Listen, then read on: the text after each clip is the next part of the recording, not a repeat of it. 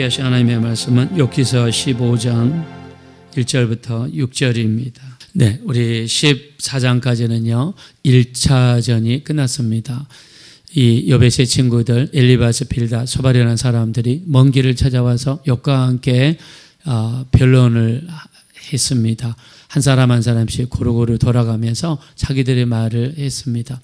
자, 이 15장부터는 이해전에 들어갑니다. 두 번째 이제 논쟁이 붙었습니다. 첫 번째 주자가 엘리바스라고 하는 사람입니다. 자, 엘리바스는 처음에 와서 이렇게 욥을 정죄하는 이야기를 했죠. 까닭 없는 저주가 있겠느냐라고 이야기하면서 너가 이렇게 어려움을 당한 것은 너의 죄 때문이다. 하나님 앞에 회개해라 라는 말로서 욥에게 이야기를 했습니다. 자, 근데 오늘부터 시작하는 2차전부터는 말이 더 무섭습니다. 사람의 말이 갈수록 세지고 잔인해지고 마음을 더 아프게 하는 말이 세집니다. 사람도 마찬가지죠. 처음에 서로 불만이 있어서 언쟁을 시작했다가 이제 언쟁이 깊어지면 나중에 그 말들이 더 세지기 시작하고 더 강해지기 시작해서 상대방을 더 힘들게 잔인하게 아프게 만들죠. 딱 그와 같은 일이 오늘 15장이 이루어집니다. 자, 2절 한번 보겠습니다. 다 같이 읽읍시다. 시작. 지혜로운 자가 어찌 헛된 지식으로 대답하겠느냐? 어찌 동풍을 그의 복부에 채우겠느냐? 네. 자, 2절에 지혜로운 자가 어찌 헛된 지식으로 대답하겠느냐? 그 말은 무슨 말입니까? 네가 하는 말은 다 헛된 지식이고 너는 지혜자가 아니기 때문에 헛된 지식으로 네가 지금 오도하고 있다. 잘못 인도하고 있다. 이렇게 이야기하는 거예요. 네 지금 하는 말들 다 헛된 지식이야. 너 지금 지혜롭지 못해. 자, 이런 말을 둘러서 하는 이야기죠. 네가 하는 모든 말이 지금 쓸데없는 지식이다. 잘못된 지식이다. 자, 여러분들이 무슨 말을 할 때에 상대방이 여러분한테 네 그거 잘못하고 있는 거야. 다 잘못된 지식이야. 이렇게 이야기하면 기분 좋을 사람이었겠죠. 자, 그리고 네 하는 말이 다 무익한 말이다 라고 공격합니다. 자, 3절 한번 보겠습니다. 시작. 어찌 도움이 되지 아니하는 이야기 무익한 말로 변론하겠느냐. 자, 네가 하는 모든 이야기가 다 도움이 안 되는 이야기야. 네가 하는 말 한마디 한마디가 다 도움이 되지 않는 이야기다. 그리고 유익한 말이라고는 찾아볼 수가 없구나. 다 무익한 말만 지금 하고 있구나 라고 하면서 엘리바스 친구가 욥을 공격했습니다. 자, 심지어 네 말이 간사하구나 라고 하면서 말이 이제 더 세게 들어가죠. 자, 5절 한번 보겠습니다. 다 같이 읽읍시다. 시작. 내 죄악이 내 입을 가르치나니 네가 간사한 자의 혀를 좋아하는구나. 네, 뭐라 했습니까? 네가 간사한 자의 혀를 좋아한다. 그 말은 네 정말 혀가 간사하구나. 너 정말 간사한 사람이구나. 좀 무서운 말이죠. 누가 여러분한테 너 정말 간사하다. 우리 감정이 격하게 올라왔을 때 상대방에게 내뱉을 수 있는 무서운 말 중에 하나가 간사한 자구나 하는 말입니다. 나는 평생에 정직하게 살아왔다고 생각합니다. 다른 사람 물건 손대지 않았고 함부로 취하지 않았다고 생각합니다. 자, 근데 누가 내 앞에 와서 너 정말 간사하구나 막 이런 말 한다 그러면 여러분 얼마나 기분이 나쁘겠습니까? 이 말 듣는 사람들 안 좋아할 사람이 아무도 없을 거예요. 내 평생에 안 좋은 이야기 한마디 듣지 않으려고 노력해 왔는데 간사하구나. 아마 욥의 마음이 굉장히 힘들었을 것 같습니다. 자, 사람이 힘들고 어려운 일에 빠지게 되면 가장 유치한 것 중에 하나가 나이로 상대방을 제압하는 거죠. 이 머리에 피도 안 마른 놈이, 나이도 어린 놈이 감정이 격해졌을 때 상대방에게 뱉을 수 있는 말이 나이를 따지는 것입니다. 10절 한번 보겠습니다. 10절 다 같이 읽읍시다. 시작. 우리 중에는 머리가 흰 사람도 있고 연로한 사람도 있고 내 아버지보다 나이가 많은 사람도 있느니라. 욥을 완전히 뭉개는 거죠. 너 지금 잘났냐? 너 그렇게 똑똑하냐? 너 나이도 별로 많지 않는 놈이 자, 이렇게 하면서 나이를 가지고 욥을 공격했습니다. 우리 중에는 너보다 더 나이 많은 사람도 있어. 우리 그 사람들이 내 친구야. 우리는 그들로부터 배우고 그들로부터 말을 들은 거야 라고 하면서 욥에게 나이를 가지고 욥을 억눌렀습니다. 더 무서운 말은 욥의 하는 행동을 이야기하죠. 자, 13절입니다. 다 같이 읽읍시다. 시작. 네 영이 하나님께 분노를 터뜨리며 네 입을 놀리느냐. 네 입을 함부로 이렇게 놀리냐. 입방정을 떠냐. 건방지냐. 이런 말이겠죠. 네 입을 그렇게 놀리느냐. 네 말이 하나님을 분노케 한다는 거예요. 이 사람이 하나님을 얼마나 알길래 네 말이 하나님을 분노케 한다. 사도 바울이 제자 중들이 많습니다. 디모데도 있고 디도도 있고 그 다음에 빌레몬도 있고 오네시모도 있고 굉장히 많은 제자들이 있습니다. 사도 바울이 목회 서신서를 쓴 것 중에 하나가 디도서가 있어요. 디도서 3장 9절에 디도라고 하는 사람은요, 사도 바울이 교회를 개척하고 목회할 수 있도록 목회를 맡긴 제자입니다. 그에게 이렇게 이야기합니다. 어리석은 변론과 족보 이야기, 분쟁과 율법에 대한 다툼을 피하라. 이는 무익한 것이요 헛된 것이니라. 네 가지를 피하라고 했어요. 목회를 하면서 네 가지를 피해라. 첫째, 어리석은 변론을 피해라. 두 번째, 족보 이야기를 피해라. 사람들이 만났다 그러면 족보 가지고 도토리 키재기 한단 말이에요. 옛날에 이런 말이 있죠. 전국에서 직업을 찾기 위해서 조금이라도 벌어먹기 위해서 서울역 앞에 와서 가진 거 하나는 지게밖에 없으니까 서울역에 도착한 사람들의 짐을 지게에다가 지고 택시라든가 아니면 그 집까지 갖다 줬어요. 지게꾼들이 일이 없으면 서울역 앞에 앉아서 그런다고 그러잖아요. 우리 아버지, 우리 할아버지 때는 영의정이었다. 우리 조상에게는 좌의정이 있다. 우리는 무슨 가문에 무슨 종파 뭐다. 옛날에 우리는 왕가였다. 지휘꾼들이 족보를 가지고 자랑한다고 그러죠. 성경에서 족보 이야기가 변론을 일으키고 분쟁을 일으킨다는 거예요. 그래서 어리석은 변론과 족보 이야기, 분쟁과 율법에 대한 다툼은 피하라는 거예요. 이는 무익한 것이요 헛된 것이다. 교회에 모여가지고 사람들이 모여서 막 변론하고 서로 다툽니다. 말다툼합니다. 그러다가 나중에 교회에서 싸움이 일어나는 경우도 있습니다. 어리석은 변론과 분쟁과 율법에 대한 다툼을 피하라. 이는 무익한 것이요 어리석은 헛된 것이다. 그랬습니다. 이단도 마찬가지입니다. 나는 이단 전문가야. 이단은 내가 뒤집어 볼 수 있어. 이단만 찾아가가지고 나중에 막 하다가 나중에 거기 넘어가 버려. 성경이 뭐라고 그랬습니까? 디도서 3장 10절에 이단을 한두 번 훈계한 후에 멀리하라. 멀리하라. 이단은 가까이 가서 말을 섞지 말고 한두 번 훈계한 후에 멀리하라. 누가 문을 띵동 두드립니다. 보니까 여호와의 증인이요. 그냥 문 닫아버리세요. 이야기하지 마세요. 그들은 말에 대한 공식을 가지고 있습니다. 이 사람이 이야기하면 이걸로 대답하고 이 사람이 이야기하면 이걸로 대답하고 이 사람들은 그걸 다 배운 사람들이에요. 교인만 공격합니다.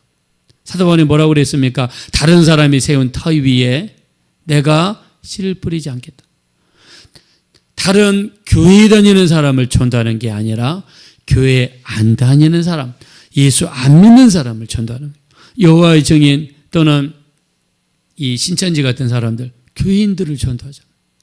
왜 그럽니까? 이단을 한두 번 훈계한 후에 멀리하라는 거예요. 그 사람들 가까이에서 아무런 이익이 되지 않습니다. 자, 이 엘리바스의 말은요, 나이도 따지고 네 입을 놀리느냐 이 정도까지 이야기하고 그 다음에 오전에는 네 혀가 간사하구나 이야기합니다. 자, 우리 한번 냉정하게 살펴보겠습니다. 엘리바스가 욥의 집을 찾아왔어요. 그것도 가까운 거리가 아니라 먼 길을 찾아왔어요. 자, 왜 찾아왔습니까? 첫 번째 목적이 무엇입니까? 욥이 고난당한다고 해서 자식들이 다 죽었다고 그래서 재산을 다 잃어버렸다고 그래서 욥을 위로하기 위해서 온 거 아닙니까? 힘이 되어주고 위로하기 위해서 왔어요. 근데 오늘 엘리바스의 말은요, 그의 본분을 잃어버린 말이에요. 그 본분을 잊었습니다. 그가 위로하기 위해서 온 그 본분을 잊어버렸어요. 이제는 쌍꾼이 됐습니다. 쌍꾼이 됐을 뿐만 아니라 오히려 상처를 주는 가해자가 됐어요. 자기 본분을 잊어버린 거예요. 여러분, 우리 예수 믿는 목적이 무엇입니까? 잘 먹고 잘 살고 복만 받기 위해서 예수 믿습니까? 아닙니다. 우리가 예수님을 내 구주로 믿고 영접하고 제사함 받고 하나님의 자녀가 되고 구원받기 위해서 우리가 예수 믿는 줄로 믿습니다. 두 번째는 하나님께 영광 돌리는 삶이에요. 영광 돌리는 삶. 나를 통해서 하나님의 영광을 돌려야 되고, 나를 통해서 하나님의 영광이 드러나야 되고, 나를 통해서 하나님의 이름이 빛나게 돼야 되는데, 나 때문에 하나님의 이름이 욕을 얻어먹어요. 나의 행동이나 내 말 때문에 욕을 얻어먹어요. 그러면 우리도 마찬가지로 본분을 잊어버린 거예요. 본분을 잊어버린 거예요. 하나님께서 이스라엘 백성들을 애굽에서 인도해 낼 때 하나님이 뭐라고 했습니까? 출애굽기 8장 1절, 또 출애굽기 9장 1절, 출애굽기 10장 2절 3절에 나를 예비하기 위해서, 하나님을 경배하고 예비하기 위해서 하나님이 부르신 거예요. 근데 광야에 갔던 이스라엘 백성들은 시간만 나면 하나님을 오망하고 하나님께 불평하고, 그래서 애굽에서 나왔던 1세대들은요 한 사람도 가나안 땅에 들어가지 못하고 2세대만 들어갔어요.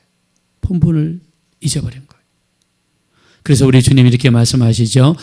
우리 마태복음 5장 13절, 14절, 16절에 너희는 세상의 소금이니 소금이 만일 그 맛을 잃으면 후에 아무 쓸데없어 다만 밖에 버려져 사람에게 밟힐 뿐이니라. 너희는 세상의 빛이니라. 산 위에 있는 동네마다 숨기지 못할 것이요 너희 빛이 사람 앞에 비치게 하여 사람들로 하여금 너희 착한 행실을 보고 하늘에 계신 아버지께 영광을 돌리게 하라. 할렐루야. 우리는 세상의 소금이라는 거예요. 세상의 소금. 소금이 무엇입니까? 소금은 심심한 음식에 맛을 내는 게 소금이에요. 소금은 부패할 음식이 들어가서 부패하지 않도록, 썩지 않도록 도와주는 기술이 소금입니다. 우리가 겨울에 명태를 잡습니다. 근데 그 명태를 여름에도 먹어요. 생선은 좀만 있으면 썩는데 겨울에 잡은 명태를 왜 여름에 먹을 수 있습니까? 염장법이죠. 소금으로 절였기 때문에 우리가 여름에도 이 명태를 먹을 수 있는 거예요. 소금은 썩을 곳에 들어가서 썩지 않도록 막아주는 거예요. 근데 너는 세상의 소금이니 소금이 만일 그 맛을 잃으면 후에 아무 쓸데없어 다만 밖에 버려져 사람에게 밟힐 뿐이라. 이틀 전에 어떤 목사님이 이런 말씀 하시더라고요. 왜 요즘에 교회가 힘이 없는지 아십니까? 왜 요즘에 교회가 사람들이 교회를 떠나고 교회가 줄어든지 아십니까? 우리가 소금의 맛을 잃었다는 거예요. 옛날에는 교회 다니는 사람은 어떤 일이 있어도 거짓말을 안 해. 교회 다니는 사람은 어떤 일이 있어도 도둑질을 안 해. 교회 다니는 사람은 어떤 일이 있어도 다른 사람 물건 훔쳐가지 않아. 교인들은 어디 가든지 희생할 줄 알아. 양보할 줄 알아. 근데 교회 갔더니 세상 사람보다 더 하다는 거예요. 막 가져갑니다. 막 집어갑니다. 내 것 막 훔쳐갑니다. 그리고 사람들끼리 막 싸웁니다. 그리고 뒤에서 막 욕합니다. 이 교회에 와서 뭔가 다를 줄 아는데 교회 온 사람들이 똑같다는 거예요. 그 목사님 말씀에 의하면. 교회가 맛을 잃었다는 거예요. 그러니까는 이 교회에서 배울 게 없다는 거예요. 교회 다니는 이제 욕합니다. 이제 우리가 맛을 잃은 거예요. 소금이 만일 그 맛을 잃으면 무엇으로 짜게 하려? 후에 아무 쓸데없어 밖에 버려져 사람들에게 밟힌다는 거예요. 사람들이 밟은다는 거예요. 뭐 예수 믿는 것들 이렇게 밟는다는 거예요. 여러분, 소금은요 옛날에는 아주 귀한 거였습니다. 에스라서 4장 14절에 보면 우리는 왕궁에서 나는 소금을 먹었다라는 표현이 나와요. 옛날에는요 소금이 금과 비슷한 그런 종류였어요. 귀한 거였어요. 그래서 월급을 소금으로 받았습니다. 옛날에. 그래서 우리가 월급을 영어로 샐러리 그러는데 샐러리라는 말은 salt라는 소금에서 온 단어예요. 옛날에 월급을 소금을 월급으로 받았어요. 귀한 겁니다. 하나님께서 민수기 18장 19절에 뭐라고 그랬느냐? 하나님의 말씀을 소금 언약이라고 그랬어요. 소금 언약. 왜 소금 언약입니까? 우리 둘이 큰 물건을 서로 매매하거나 두 사람 사이에 서로 계약을 맺을 때 자기 집에서 소금을 가져옵니다. 왜요? 귀한 거니까. 상대방이 가져온 소금 앞에 놓고 내가 가져온 소금 앞에 놓습니다. 그리고 우리 이렇게 합시다 라고 언약을 한 다음에 상대방의 소금을 서로 나눠 먹어요. 이 소금을 먹는다는 것은 무슨 일이 있어도 내가 한 말 지금을 지키겠다. 이 정도로 소금이 귀중해 있어요. 여러분, 하나님 말씀을, 하나님께서 자신의 말씀을 소금 언약이라고 그랬어요. 왜 소금 언약이라고 그랬습니까? 하나님은 너희가 서로 매매하거나 계약할 때에 너희가 소금을 먹으면서 어떤 일이 있어도 우리가 서로 이 계약을 지키자고 하지 않느냐. 내가 너에게 준 이 말씀은 무슨 일이 있어도 내가 지키겠다. 어떤 일이 있어도 내가 이 말씀을 지키겠다. 이 말씀을 믿고 이 말씀을 가슴에 품고 이 말씀을 가지고 내게 와서 기도하는 자의 그 기도를 우리 하나님께서 들어주시는 줄로 믿습니다. 하나님이 들어주실 거예요. 소금 언약이에요. 이게 하나님이 우리가 말한 소금 언약. 소금은 변하지 않습니다. 물론 개중에 뭐 몇 개는 변할 수 있겠죠. 근데 변하지 않아요. 그래서 야고보서 1장 17절 온갖 좋은 은사와 온전한 선물은 다 위로부터 빛들의 아버지로부터 내려오나니 그는 변함도 없으시고 회전하는 그림자도 없으시니라 그랬습니다. 여러분, 사람이 딱 서면은 해 앞에 서면 내 뒤에 그림자가 생겨요. 해가 동쪽에 뜨면 그림자는 서쪽에 지고 해가 서쪽에 지면 그림자는 동쪽에 져요. 해가 움직임에 따라 그림자가 변합니다. 근데 성경에 하나님께서는 변함도 없으시고 회전하는 그림자도 없이다 그랬어요. 하나님은 반드시 그분의 약속을 지킨다는 의미에서 소금 언약이라고 표현했어요. 소금은 변하면 안 되니까. 소금은 좋은 것이니까. 부패를 막아주고 맛을 내는 게 소금이니까 소금 언약이라는 말을 썼어요. 소금은 화해를 상징합니다. 화평을 상징합니다. 마가복음 9장 50절 너희 가운데 소금을 두고 서로 화목하라. 소금을 두고 화목하라는 거예요. 무슨 말입니까? 계약할 때 상대방이 속을 먹으면서 이제 우리 화목합시다. 이 말을 했으면 어떤 일이 있어도 화목을 지킨다는 거예요. 그 정도로 소금은 화목을 상징하는 거예요. 너희 가운데 소금을 두고 화목하라고 예수님이 직접 말씀했어요. 소금은 화목을 상징합니다. 하나님과 우리 사이의 화목도 마찬가지입니다. 레위기 2장 3절 하나님께 제사 드릴 때 제사 제물에다가 소금을 뿌려라. 하나님께 제사할 때 소금을 뿌리는 이유가 무엇입니까? 하나님과 우리 사이에 화목하기 위한 우리 인간의 노력이에요. 소금을 두고 화목을. 근데 우리의 본분이 무엇입니까? 너희는 세상의 소금이니 소금이 만일 그 맛을 잃으면 후에 아무 쓸데없어. 우리의 본분은 소금입니다.